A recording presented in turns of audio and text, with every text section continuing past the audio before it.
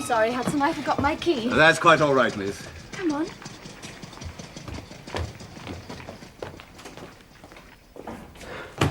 Is Mrs. Bellamy in? She's in the morning room, miss.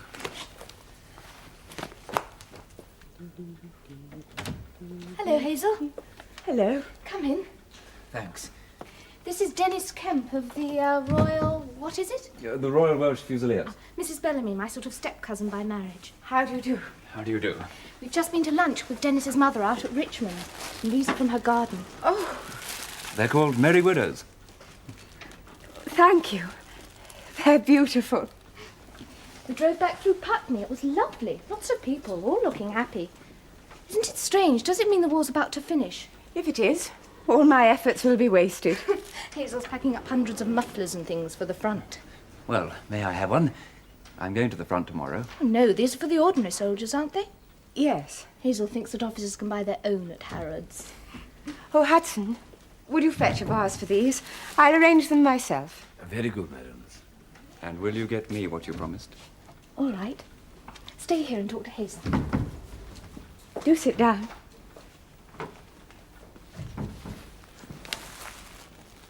Oh, you tell us how they've got women waiters at the Athenaeum these days. Whatever next? But Rose waits at tables here, Mrs. Bridges. Where's Daisy? Off at the baker's, Mr. Edson. Then be so good as to put water on this vase, Rose. Take it up to the mistress in the morning room. All right, I'll do when I finish this. When you return, Rose, household duties must still occasionally take priority over the army's footwear. It is socks, I take it? And balaclava helmets. And comforters. I was reading this poster. It said that any woman who, by working, helps to release a man for fighting does National War Service. Or taking brandies and sodas to old gentlemen in the Athenaeum Club.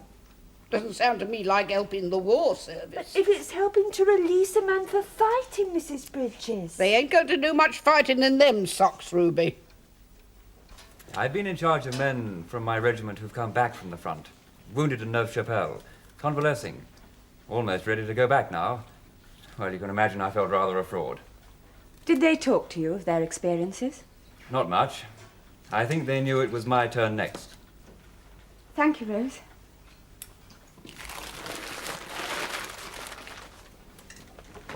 Will you mind going? No. No, it's better now we know for certain. And I'm lucky. I've met Georgina. Lucky? Oh, yes, it makes all the difference having someone in mind. I'm sure your husband would agree. Yes. Yes. Yes, it gives a reason to it all. Have you known each other long? No, only a very short while. And naturally I can't ask anything of her. But if I do return in one piece... Well, anyway, she's already scored a bullseye with my mother. It's an awful likeness. But if you really want it... Oh, yes, I do. Thank you. Well, shall we have some tea?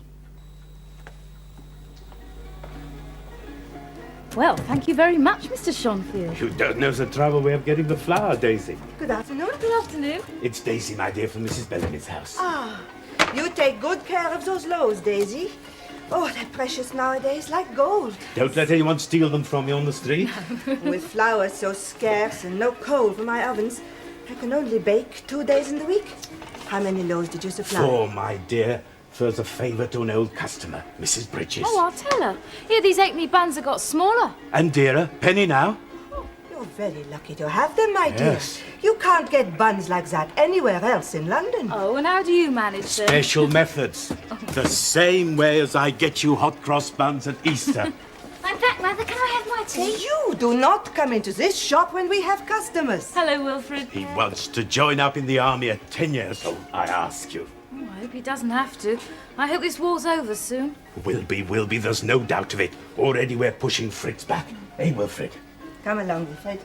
Loves playing soldiers. I give him some for his birthday. It's my birthday next week, next Wednesday. Is it?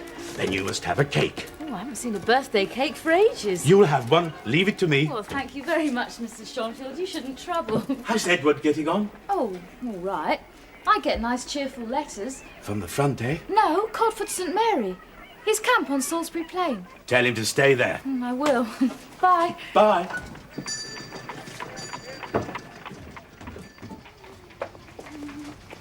You better make our tea, Ruby. Oh, devil. Oh, is that my bread? Yes, Mrs. Bridges, and lucky to get any. Mr. Schonfield let us have these as a special favour. Special favour indeed, I don't think so. Considering we've been having bread from him ever since I can remember. We want no special favours, Mr. Schoenfeld, thank you. Why ever not, Mr. Hudson? They're very nice people. Very good tradespeople, too. Best bakers round here. I like him. He's always ever so nice and kind to me. I've watched him since he was a young lad, when his father first come over here and opened up the shop. Exactly, Mrs. Bridges. Since his father first came over here as a German refugee from the Franco-Prussian War. I don't think I quite get your meaning, Mr. Hudson. I do. I read a leaflet. Mr. Hudson thinks that Mr. Schonfield, being of German origin, is going to start poisoning the bread. This is no laughing matter, I assure you, Daisy. Rose. As long ago as last August, all enemy aliens were obliged to register at their nearest police stations. Enemy alien? German people living and working over here, Mrs. Bridges. And although the government has since seen fit to intern thousands of them in special places, many more are still roaming free. Why? Because they are cunning, Ruby. They changed their names.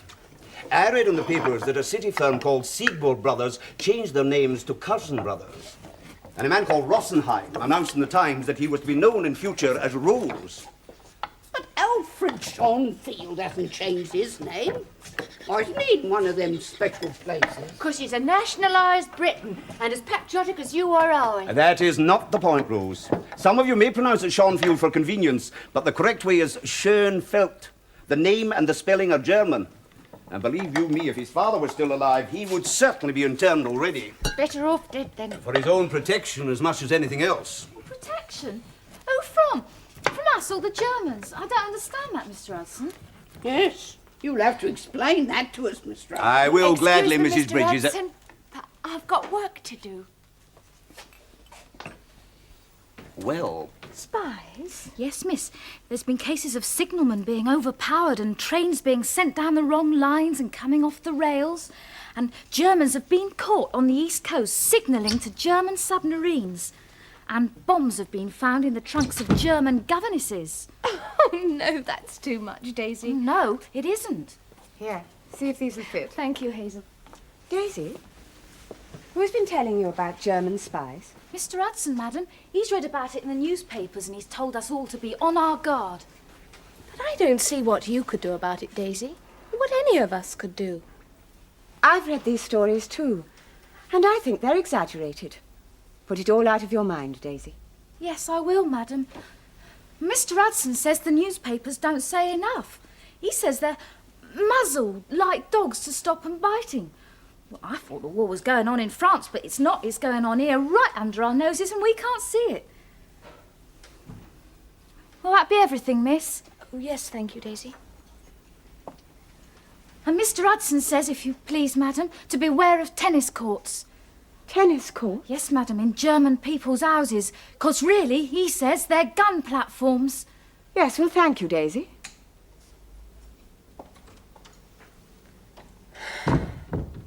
Hudson working up patriotic fervour. Is that what it is? Well, enjoy your evening, Georgina. That young lieutenant that came this afternoon, he seemed very charming. Dennis? Yes, he's very nice. He's taking me to see La Traviata. Are you going to see him off to the front tomorrow? Oh, no, his train goes at 8. He told me not to miss my beauty sleep.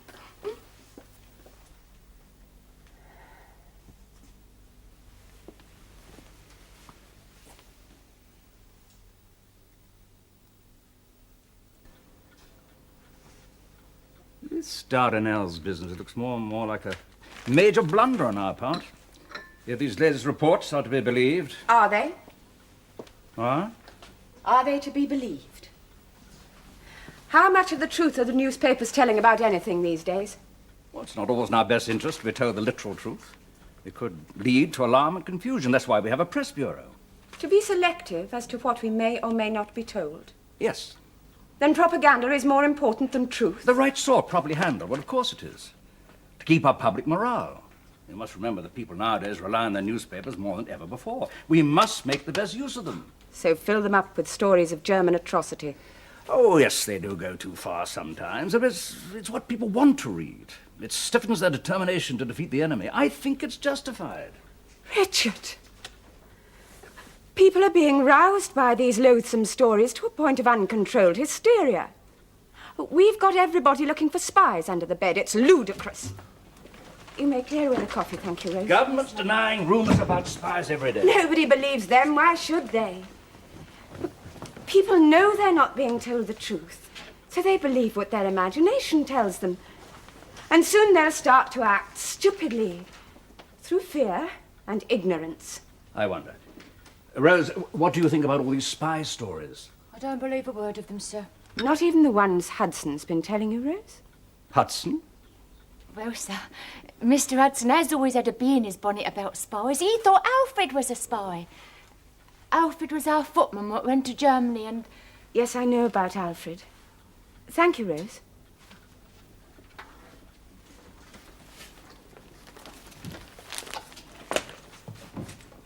Rose may not believe them, but the others do. Now, what do you mean? I think you should know the state of morale in this house, Richard. All right. What stories in particular has Hudson been spreading? Horrible things. He reads them in the less reputable newspapers every day. Well, then you must have a word with him. Don't you think you should? He'd take it so much better from you. No, Hazel, it's up to you. You're the mistress of the house. And as this particular issue involves the female servants, it's your job to speak to him. Well, I must get off to the house. Tell Hudson I'd be in for dinner. Goodbye, my dear.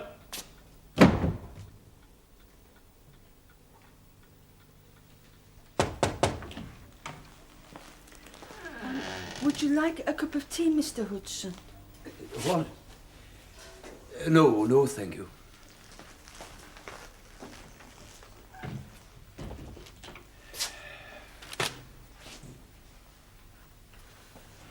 Thank you, Daisy. Oh, you've all done magnificently. Well, madam, anything we can do to help our boys. Ruby, is this sock or scarf? It's not one of mine, Mrs. Bridges. Oh, certainly isn't one of mine. Some more of them old magazines. Oh, thank you, Rose. Right, now.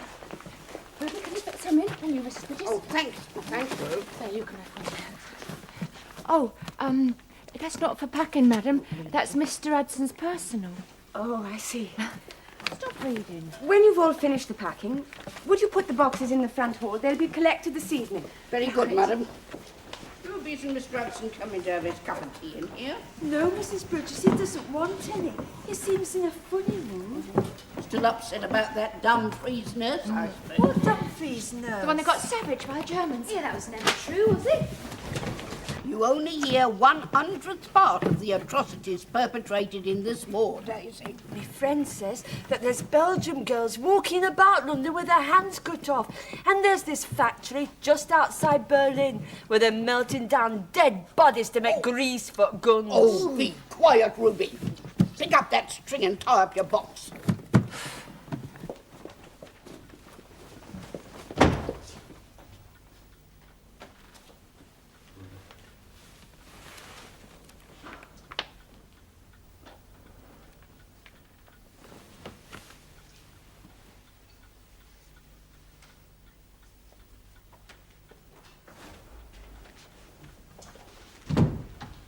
Hudson, Madam?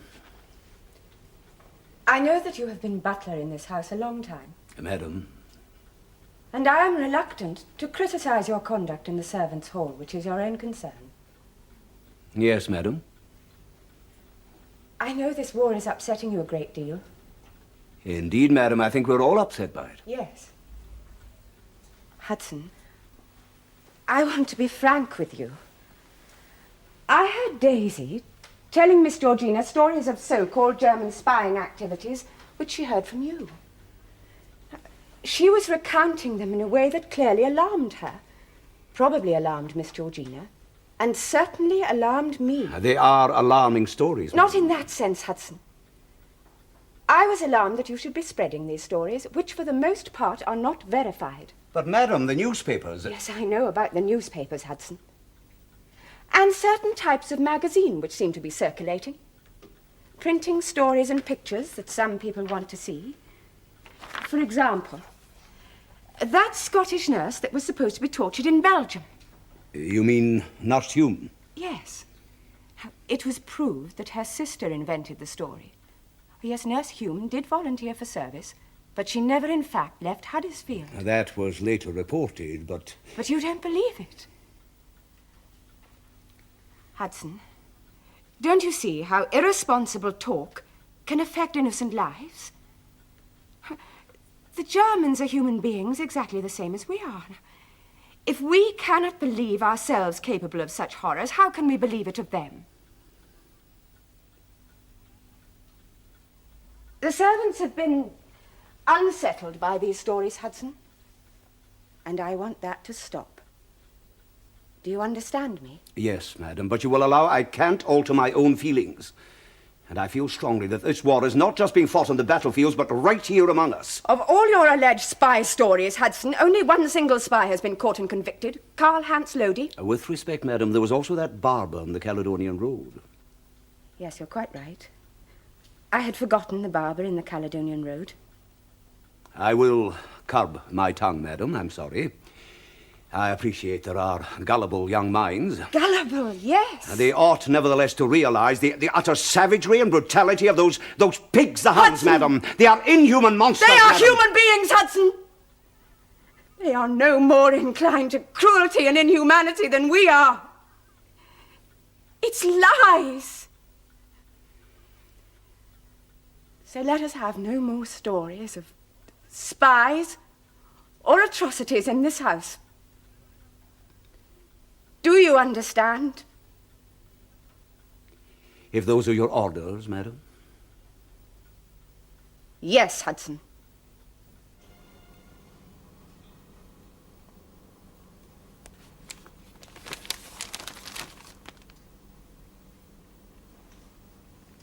Of all the deeds of infamy done against vessels, one stands out above all others: the sinking of the Canard liner Lusitania. This great ship, the pride of the Atlantic, was passing the old head of Kinsale on May the 7th, when she fell a victim to a German submarine. It was just after lunch. The great liner was steaming on a placid, sunlit sea. Mothers and nurses were playing with their children on the deck, for there were many children on board. Suddenly, without warning, 2 torpedoes struck, and the liner sank nose down in a very short time. Many hundreds of people were hurled into the sea. There were no ships near at hand. Parents held up their children in the water till both sank from utter exhaustion. One mother held her baby above her till rescue came, but the cold had killed the little one before it could be taken out of the sea. Rich and poor, millionaires and laborers bravely met their doom. Close on 1,200 souls perished. And Germany proclaimed herself by the act the enemy of the human race. Monsters.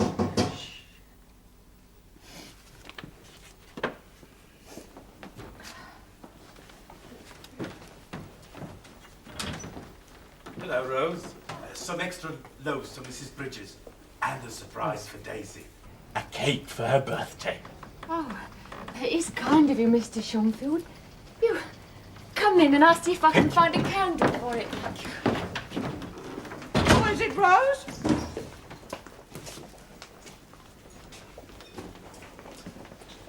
Afternoon, Mrs. Bridges. Mr. Hudson. Afternoon, Mr. Johnfield. Hello, Daisy. Hello. Many happy returns. Thank you. Mr. Shumfield, you're wearing that badge because you're... Because I'm what, Ruby? Nothing. Look what Mr. Shumfield's bought for Daisy. Oh! Many happy returns of the day, Daisy. Many happy returns of the day. You'll go and have a slice, won't you, Mr. Shumfield? Thank you. It's lovely. I really didn't expect it. Oh, I always keep a promise. Bill, come on, you're supposed to blow the candle out first to make a wish. Oh, I know what I wish Eddie was here. Don't say it. It won't come true. I don't know what it will taste like. Sawdust, probably. Oh, ungrateful girl.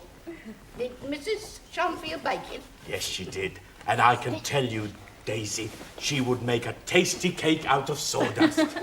Well, I would have made one myself. Only Daisy did mention that you had something in mind. Oh, delicious. Lovely. Isn't Mr. Hudson going to have some?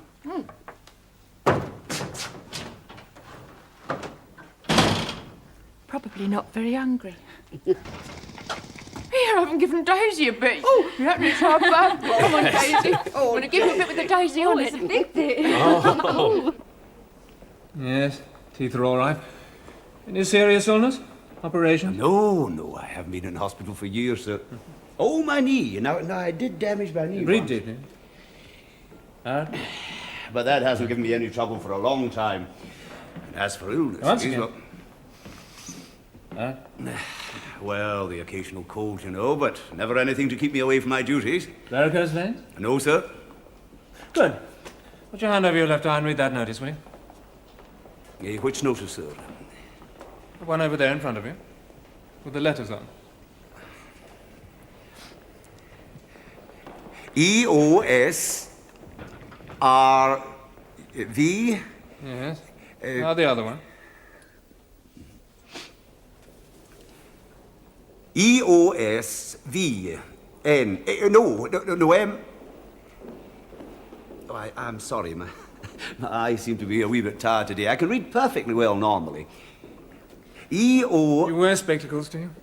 Yes, sometimes. Let me see them if you have them.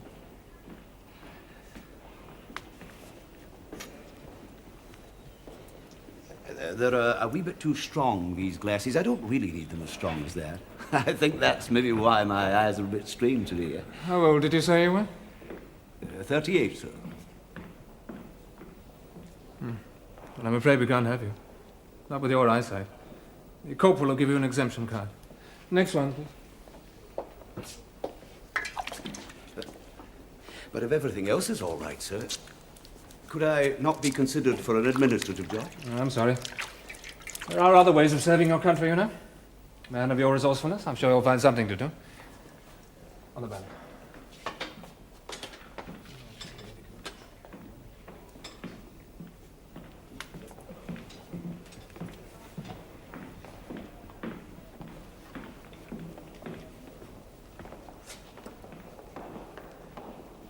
The most extraordinary scenes at the House this afternoon.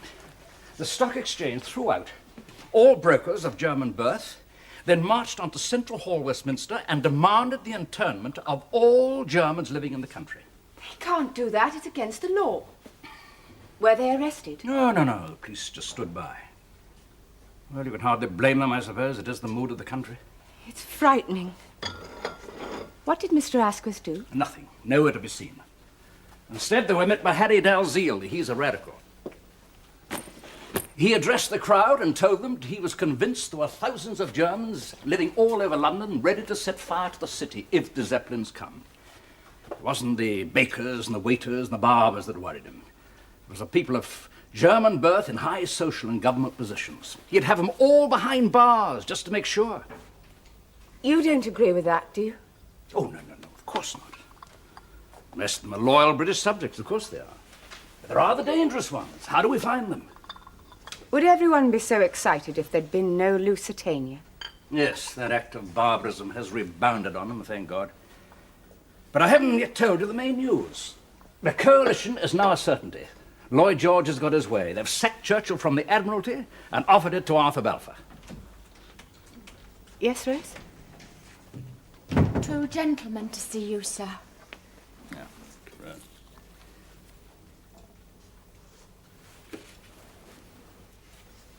You show them into study, Rose.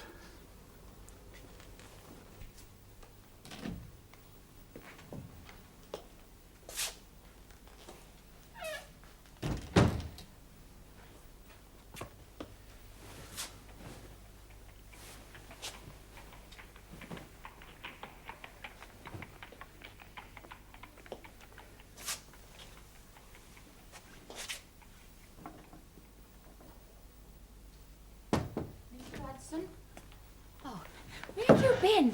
The master's been looking for you.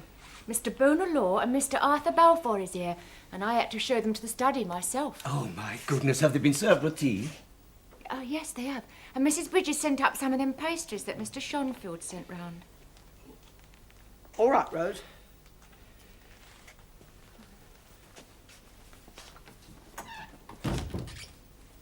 Now then, Miss Stratton, what have you been up to? Going off and leaving us like that? Was it Albert Schonfield upset you, was it? No, he didn't upset me. I wasn't upset. I just went out for a wee walk, that's all. We walk? Where to? Nowhere. You can't walk nowhere. Down to the embankment, that's all, for a breath of air. I don't believe you. You've been up to something. What was it? If you must know, I went down to the recruiting office at Scotland Yard. You never! Oh, my goodness me. No, it's all right. You can breathe again. They wouldn't take me. I should hope not, indeed, at your age. There are plenty of men at my age. You wouldn't last a minute. Thank you, Mrs. Bridges. I'm sorry, Miss Ranson. But whatever made you think of such a thing? The same as makes every decent man think. The desire to do one's duty for one's country. The enemy has been repulsed at Ypres. Lord Kitchener has asked for another 300,000 men to make the final push for victory. That may be. But if we've come down to asking the likes of you, we're in a pretty sorry state, believe me. I don't mean no disrespect to you, Angus, you know that. But what can I do, Kate? I can't knit socks for the troops like you. What can I do? I feel of so little value. What with Captain James and young Edward still in uniform. Never mind about them. You're as good a man as they are in your way. And as useful, believe me. We've got to have some men stopping the home. War's not all fighting, you know. And you're the one that's always telling us that. Well, you could join the special constables. Like Mr. Murphy the butcher. Got turned down for his very coarse veins. Now he's a special constable.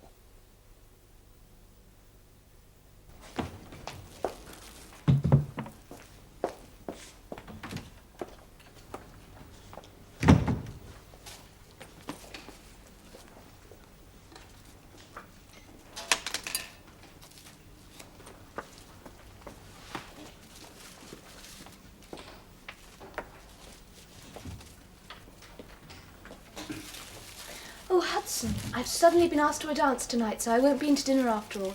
If you could let Mrs. Bridges know. Very good, miss. Have you had tea? Yes, thank you. Do you know where Mrs. Bellamy is? In the study, miss. Mr. Bellamy is telephoning and Madam is with him. I see. Oh, Hudson. Yes? Do you understand Gaelic? Oh, I'm ashamed to admit only a few of the better-known phrases, miss. What does coup de grace mean? May I see it, miss? Oh, yes. That's coup de Henry. It means help the king. It's the motto of the Seaforth Highlanders. That's right. How did you know? Well, when I was a wee boy, I used to cut out all the badges of the various regiments from a magazine called Soldier, miss. You are marvellous, Hudson. What would we do without you? Hudson? Miss?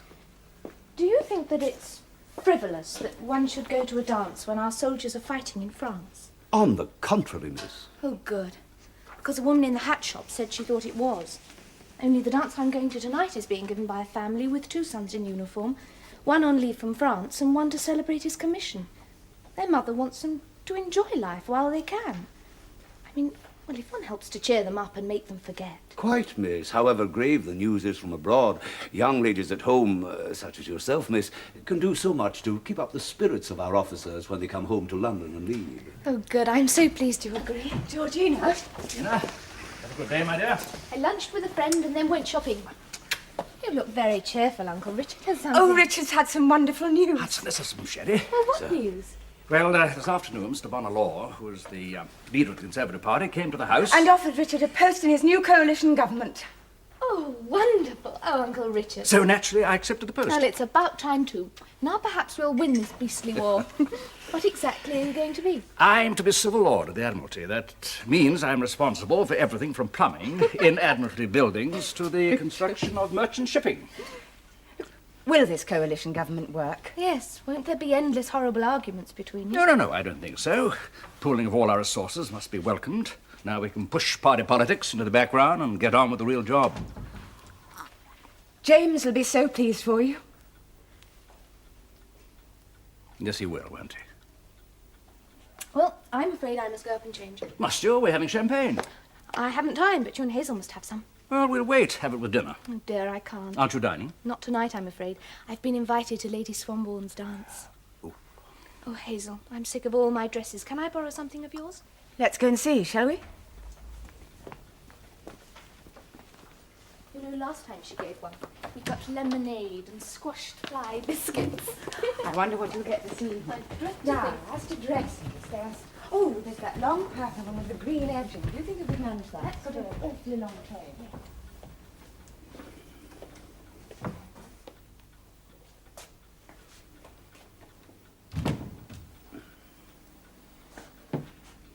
May I offer my sincere congratulations, sir? I know how pleased the staff will be. Thank you, Hudson. Been a long wait, but worthwhile in the end. Might I ask your advice about something, sir? I, too, have been looking for some contribution to make to the war, sir. And while I realize that the armed forces are out of the question, it did cross my mind I could be of some use as a special constable, sir. A number of acquaintances in my position, other butlers, sir, and houses such as this. Special constable, eh? What sort of hours would you have to be on duty? Well, I haven't fully investigated that yet, sir, but I believe it would be shifts of 4 hours at a time, and only on certain evenings of the week. Could you still manage the household? Oh, yes, sir. I would never allow anything to interfere with that. Well, I don't need to tell you, the specials are likely to have a rough time of it. Menacing crowds in the streets, anti-German feeling. You could come home with your head broken. I know the danger. I can look after myself, sir. Yes, I'm sure you can. Well, we shall have to consult Mrs. Bellamy, of course, but I can't see any problems. You will leave that to me. Oh, thank you. Thank you very much indeed, sir. We're both in the war now, eh, Hudson? Sir. How dare you, Richard? How dare you? 1 minute you're telling me that it's my job to deal with Hudson over his spy mania. He's my responsibility. And the next, when my back is turned, and without even the courtesy of consulting me, you allow him to run off and join the specials. I'm consulting you now, Hazel. It's already decided between you. You can't go back on it now the servants know. You've made my position in this house quite impossible. Of course I have. Now, don't talk such nonsense. Hudson came to me because he needed to contribute something for his own peace of mind. To get away from his morbid feelings about spies. Oh, you admit that now, do you? This feeling of being left out of things, which I myself had until this afternoon, is something a woman cannot understand. Of course I can understand. But Hudson's first loyalty is to this household. And to allow him to run off and play policeman now is madness. Look, with your new appointment, we are going to have to do a great deal of entertaining, and with Edward away, we need him more than ever. Poor Rose and Daisy will be left with all the heavy work. If we deny Hudson this freedom, he's going to walk out of this house, and we won't have a butler at all.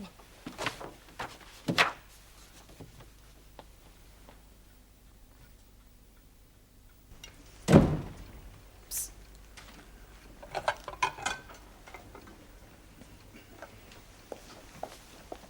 Oh, I say! Well, my gaiters are not quite such a snug fit as I would have hoped.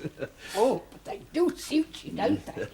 What's that thing for Mr. Hudson? It's called a truncheon ruby. Beating people over the head with? Only if they misbehave themselves. Now, what else do they give you? Oh, yes, nice armlet.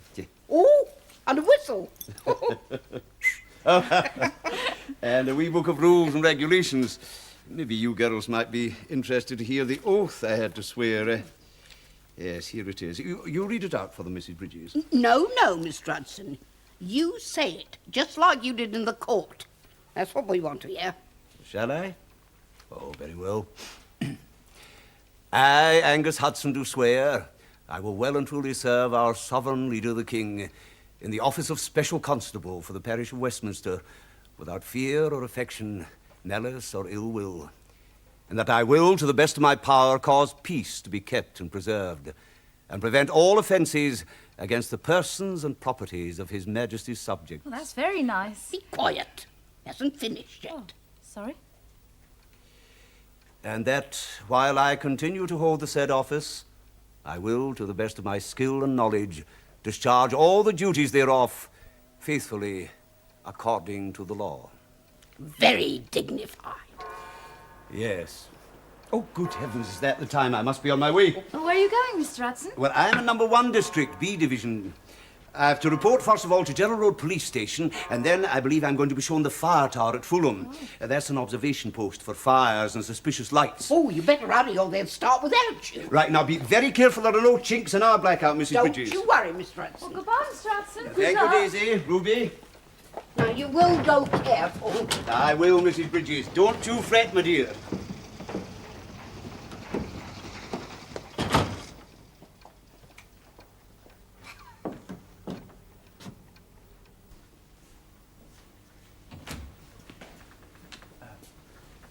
Richard, thank you for the flowers. They're lovely.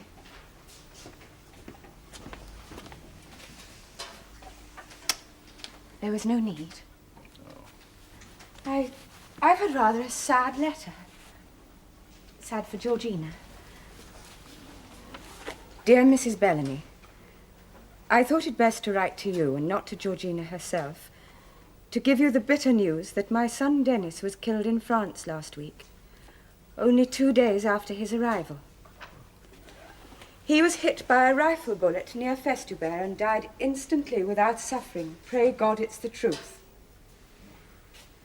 I write to you, of whom Georgina spoke most warmly on the occasion of our meeting, because you know better than I, perhaps, the true extent of her feelings for my son, whether they were deep or not. In this light, perhaps you can convey the news of his death.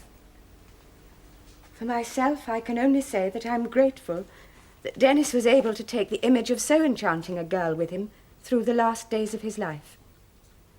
Yours sincerely, Elizabeth Kemp. Was Georgina in love with this boy? I don't know. I only met him once, the day before he left. They brought me some tulips. There's Georgina. Do you want me to stay? No, I'll do it on my own. All right. Well, I've plenty of work to do. I shall be in the study. Georgina, could you come in and May I see... introduce James Marriott? Come in, don't be shy. This is Mrs. Bellamy, my step-cousin by marriage. How do you do? How do you do? And my uncle, Mr. Bellamy. How do you do, sir? How do you do? James has just got his commission in the Seaforth Highlanders. We've had a breathless afternoon reading up the regimental history. Very boring for Georgina, but she insisted on coming. Not at all. James was reading history at Cambridge before he joined the army. How interesting. Can I get you a drink, Marriott? Thank you very much, sir. Rose? If Mr. Hudson had joined up and he had gone up to the front, do you think he could ever have killed anyone? Not with his eyesight. No, she means killing cold blood, Rose. You know, stick a bayonet in someone's tummy and twist it round. I know what she means, Ruby, and I don't want to think about Oh, it. but you have to, Rose. I mean, they're training my Eddie to kill right at this moment. And I want to know, when it actually comes to it, how can you pull the trigger and what do you feel like after? Yeah, what do you feel like? Well, I don't know. It's no use looking at me. I mean, it's simple, innit? Kill or get killed. The Huns don't think twice about it. I suppose if you just let off your gun and you don't see a person falling. Captain James has killed men. I know that because I've heard them talk about it upstairs. Oh, yeah, well, it's different for them, isn't it? I mean, he's an officer. He's expected to, but my Eddie's different. Your Eddie He's- will have to do it too when he goes. Well, be quiet and unravel that and get on with your winding. Oh, whatever's that? Better look. Oh, no, Rose, don't go to the door. Mr. Hudson shouldn't leave us alone like this. Not at night time.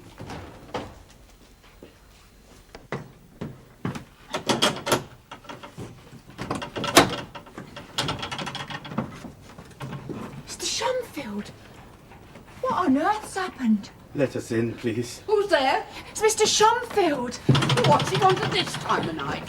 He's with his wife and son and they're out bad. Can you come? Oh, gracious me, whatever happened. Come inside. Ruby, get some more of baby's wounds. It's all right, it's only a cut. Get some lint and some bandages. Here, my dear, you sit there. Sit there, rest there. Is that all right? Yes, thank goodness. Tell me, whatever happened? A whole crowd of people. They came to the shop. They smashed the windows, beat us, then they steal everything. They set it on fire, and we have to run for our lives. But what sort of people? English people? Why? I don't know. They call us horrible names. I could see faces in the crowd that I serve, my customers. I tell them that I'm half a German. I tell them I hate what the Germans do. Oh, no, please. Could you help the boy first? See where the stone has hit him. Yeah. We'll go up on the table, that's it. They think we are spies. They think because of the name. I cannot deny it is a German name. But I am a naturalized British subject. I have the same rights as you do. Perhaps I speak with a little accent because I live in close community with German people from my father's time. But Wilfred, my son, he is second generation, and still they beat him. There, Mr. Schonfield. You're quite safe with us. I didn't love Dennis. I refuse to let myself fall in love with any of them because I don't want to mourn them. But you let them love you. They're mostly very young and very frightened, and they cling to you for love. How can you be indifferent to them? You pretend to love them.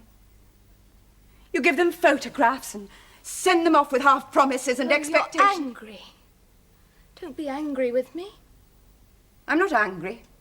I'm trying to understand. All my friends feel the same. We just want to protect ourselves. From grief? You can't. Why not? Is it wrong? It's cowardice. What is so brave about facing grief? And fear if you don't have to? Isn't it better to stay cheerful and smile for their sake? I will go and see his mother. I promise.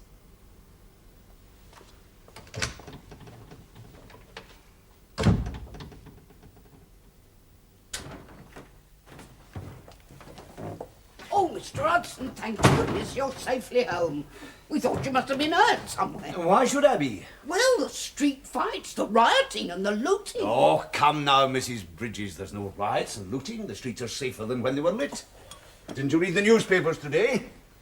The criminal has turned patriot. And I was only mentioning to Mr. Gillespie just now that... What's this? Their shop was attacked. Aye, windows smashed. Women took all the bread away and perambulators. And when they'd done, they set a light to it. They thought they were spies. Who did? People like us. English people. We came here for refuge, Mr. Hudson. There was nowhere. My wife, Maria, and my son, Wilfred. You see... Shall I take your coat, Mr. Hudson? And how did the patrol go? Yes, what do you do, Mr. Hudson? Did you go up fire tower? Tonight was Mr. Hudson's first night on duty as special constable. We were shown the fire tower, yes, Ruby. Then what do you do? We were detailed to guard the power station at Wandsworth. Oh, anything happened? No, things were quite peaceful, as it turned out. Well, thank goodness she wasn't anywhere near poor Mr. Schonfield's shop. What were they expecting to happen at this power station, Mr. Hudson?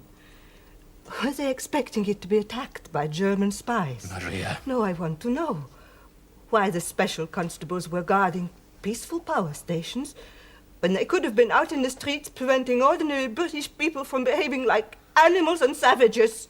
She is upset, Mr. Hudson. There were special constables there. I saw them doing their best to control the crowd. But sometimes they are hit over the head by the regular police by mistake. I think you will find, Mrs. Schoenfeld, that after these riots, which I must confess to knowing nothing about, we will spend more time patrolling the streets. And I don't obviously wish to defend what has happened, but you must realize this great wave of hostility is largely the result of the sinking by a submarine of the neutral American liner Lusitania. Oh, yes, the Lusitania. An act of gross barbarism. You have clearly not been told what we have been told about the Lusitania. Maria, don't. That it was carrying women and children and Americans, yes. But concealing arms and Canadian troops below. You have not heard that? Exaggerations, propaganda. Why do you talk to these people like that? They are our friends. They have taken us in when we needed help. Arms? Canadian troops? Oh, we'd never do a thing like that, would we, Mr. Hudson? Not British. No, Mrs. Bridges, we wouldn't. But it is what one would expect the enemy to say of us to justify the frightful deed. Well, be that as it may, Mr. Hudson, where are they going to sleep? Young Wilfred's nearly dropping. Well, he could have Eddie's room, couldn't he? Oh, yes, I suppose he could. And then Mr. and Mrs. Schoenfeld could have our room and we could sleep Now, down just a here. minute, Rose. You're making rather too many assumptions. I will need to consult the master.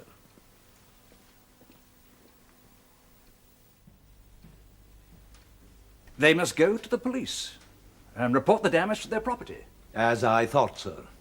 Then what happens to them? They'll be safe, that's the first thing, until all this dies down. They're naturalized British subjects, they'll remain free, unless it's considered safer for them to be interned. Interned? Put behind barbed wire? Oh, it's not as bad as the words suggest. I gather these camps are quite decently run, and they'll be out of harm's way. They could be the lucky ones. You must convince them of that, Hudson. Yes, sir. Should I send them on their way at once? No, Hudson. If they are shocked and hurt, they must stay the night. They can have my room if necessary. Very well, Hudson. They may stay the night. Sir. But first thing in the morning, they must go to the police. Very good, sir.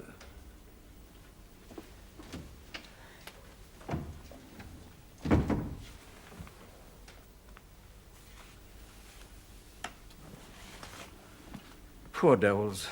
Yes. Doesn't it prove my point? That once you start twisting people's minds with propaganda, even the English can behave like savage beasts. What happens to the boy? I would assume he goes with you. Or to the workhouse? They wouldn't separate us, Maria. No. Well, then, since you are so confident, let us not waste any time. Maria, what are The you master doing? has said you may spend the night here. Thank you. Since we have to go anyway, why should we inconvenience you further? Come along with it. Maria, don't be stupid. Stupid? Oh, who are you calling stupid? It is you who are the stupid one, with your stupid English badge. Don't you see? You fool nobody. They don't want you, these kind people. You make them feel uncomfortable. Look at them all looking at you. And your son they don't trust. So, let them take their bread from English bakers, if they can find any.